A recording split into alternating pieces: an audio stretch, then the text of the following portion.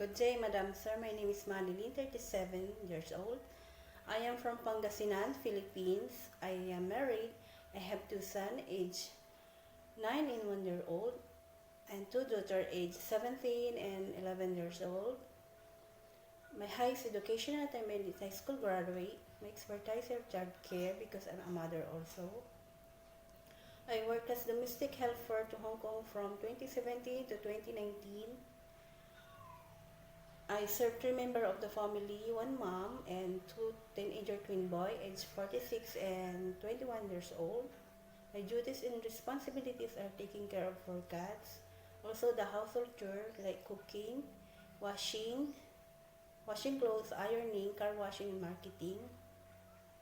I want to work in Hong Kong because I want to earn and save money for my family and support them financially. I'm willing to take good care of elderly and newborn baby. I can sing a nursery song like Twinkle, Twinkle, Little Star, how I wonder what you are.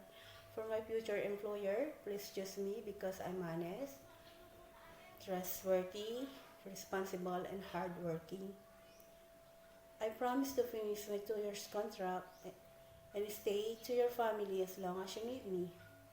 Thank you, Mom, Sir. I'm looking forward to work with you as soon as possible. God bless.